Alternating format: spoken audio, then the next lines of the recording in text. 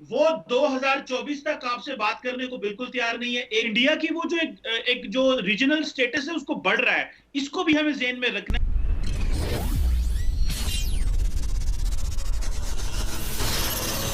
Hello guys, welcome to my YouTube channel Hindustan special.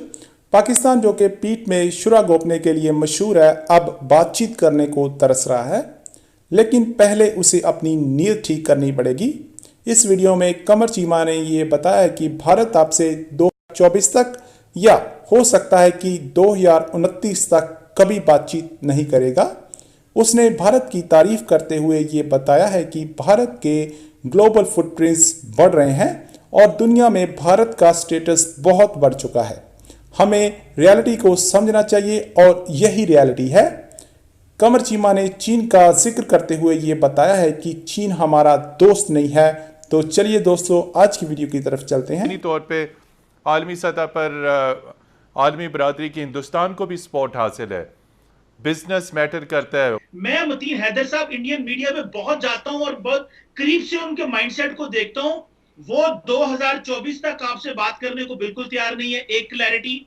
और 2024 में उन्होंने कश्मीर और गिलगित बल्तिस्तान पे इलेक्शन लड़ना है, मजीद सिक्योरिटाइजेशन चाहते हैं और वो काम कर रहे हैं, वो एक हिंदू रियासत की तरफ जा रहे हैं। और अगर ये 2029 तक इधर ही है तो इस बात को रेस्ट श्योर कि आप भारत से बात नहीं कर सकते। और मेरा ख्याल है हमारा भी माइंडसेट इंडिया के अलावा दुनिया को सोचना चाहिए। हम एससीओ का हिस्सा हैं और जो मल्टीलैटरल फोरम्स हैं उनका हिस्सा है। अगर हम उनकी तरफ ही देखना शुरू कर दें तो बहुत बेहतर है। लेकिन मेरा ख्याल है कि हमारी पॉलिटिकल गवर्नमेंट मुनीर अकरम साहब जिस तरह काम कर रहे हैं, अगर अपनी इस स्पीड को थोड़ा और बढ़ा दें अगले 2 सालों में, और मुनीर अकरम साहब पहले ही अपनी को आगे लेके जाएंगे, उसमें बेहतरी लेके आएंगे कि इंडिया को pin point and target and highlight किया जाए।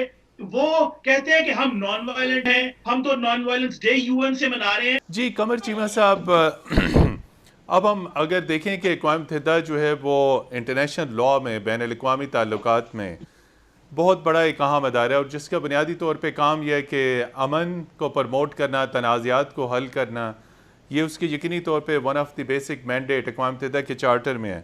लेकिन हम देखते हैं कि अक़वाम मुत्तहिदा के भी डबल स्टैंडर्ड्स हैं। साउथ सूडान का मामला हो, इराक़ का मामला हो, ईस्ट तैमूर का मामला हो, तो फौरी तौर पे सलामती कौंसिल बैठ जाती है, रातों रात करारदादें पास हो जाती हैं।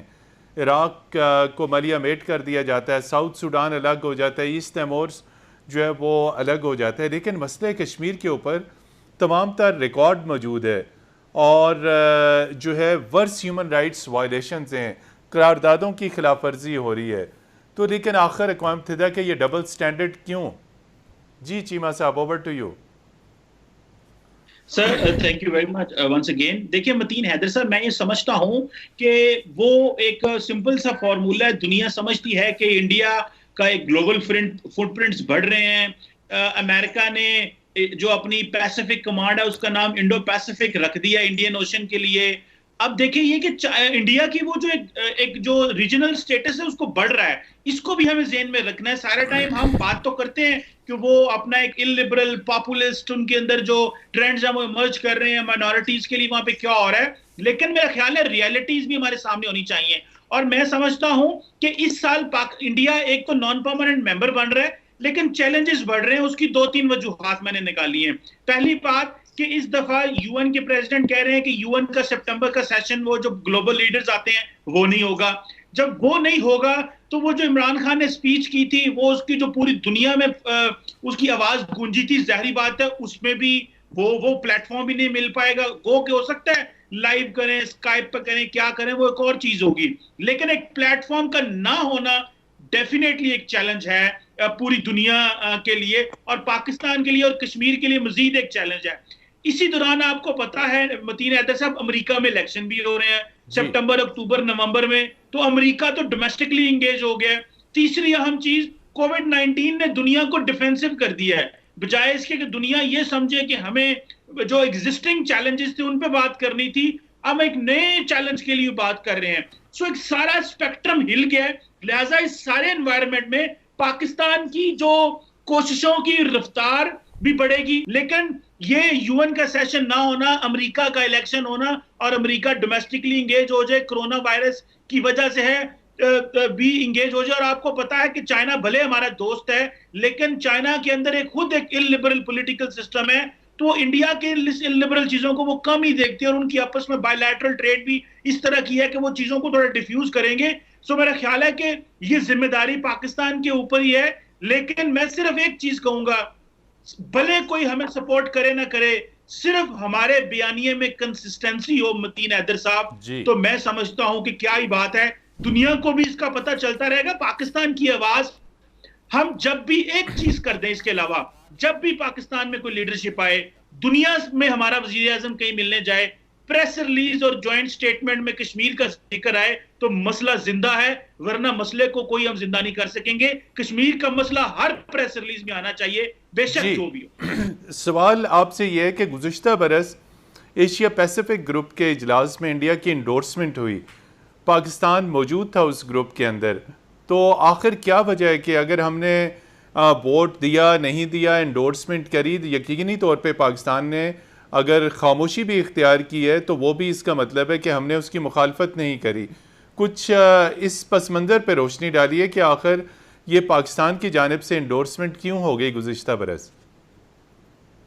ये देखिए, इस पे मैं पूरी तफसील में नहीं जानता हूँ, क्योंकि मैं यहाँ नहीं था उस वक्त। मैंने नवंबर में यहाँ मैं टेक ओवर किया है, पर मैंने पूछताछ जो की है, बात यह है कि हिंदुस्तान ने अपना कैंडिडेचर 213 में अनाउंस किया था, जब अफगानिस्तान को उसने बिठाकर उस अफगानिस्तान की जगह उसने अपना कैंडिडेचर पेश किया था। ये 2013 में से हुआ है, मुझे बताया। तो लॉबिंग 2013 से चल रही है। 6 साल ये रहा, और 6 साल में हमने कोई इसकी अपोजिशन या मुखालफत की कोई जाहिर नहीं की। जब ये मसला सुना है कि जब ये एशिया पैसिफिक में ग्रुप में आया एंडोर्समेंट के लिए, वो बहुत सडनली उन्होंने रेज किया और बहुत सारे मुल्क ने वहाँ सपोर्ट किया। अब हमने पोजीशन ऑपोजिशन अगर हम ले भी लेते, हमने लेनी चाहिए थी। अगर मैं बैठा होता तो मैं तो obviously I would oppose it, पर शायद गलती हुई, या शायद उस पे आवाज़ हमारी ड्राउन आउट हो गई। पर उस वक्त इंडोर्समेंट उनकी हो गई।